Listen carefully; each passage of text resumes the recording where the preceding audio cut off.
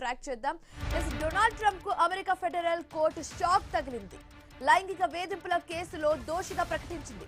1996 లైంగిక దాడి కేసులో కోర్టు తీర్పు వెలువరించింది. మాజీ కాలమిస్ట్ జీన్ క్యారెల్ కు $5 మిలియన్ చెల్లించాలని ఆదేశించింది. ట్రంప్ అప్పీల్ ను సుప్రీంకోర్టు తిరస్కరించింది. మరో $23.3 మిలియన్ల పరువు నష్టం కేసుపై దర్యాప్తు కొనసాగుతుంది.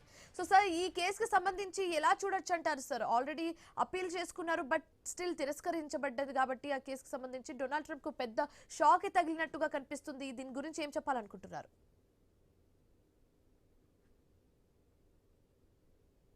విధించవచ్చు లేదా కొన్ని కేసులను కొట్టేయచ్చు. కానీ మొత్తం మీద జరిగినటువంటి పరిణామాలను చూస్తే అధ్యక్షుడు ట్రంప్ కి నైతిక విలువలు కానీ లేకపోతే ఎటువంటి ప్రమాణాలు కానీ పాటించేటువంటి వ్యక్తి కాదు.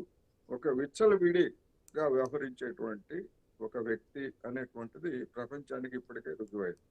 అందువలన అటువంటి వ్యక్తికి సిగ్గు ఎగ్గు కానివ్వండి లేకపోతే పరువు మర్యాదలు కానీ ఏమి ఉండవు అనేటువంటిది కూడా అర్థమైపోయింది ఇప్పటికే.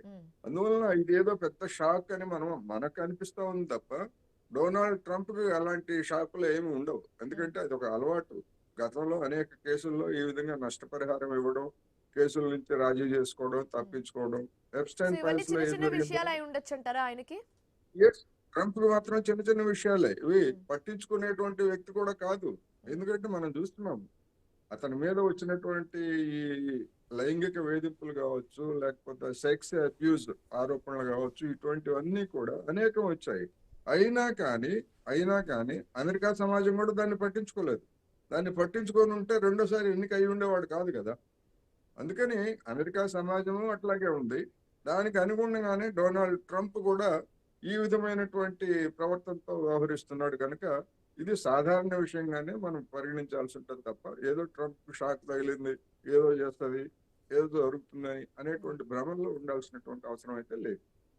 Okay, thank you so much sir, మాతో జాయిన్ అయినందుకు అండ్ 2 టాపిక్లకు సంబంధించి మాతో డిస్కస్ చేసినందుకు. Thanks for joining with us.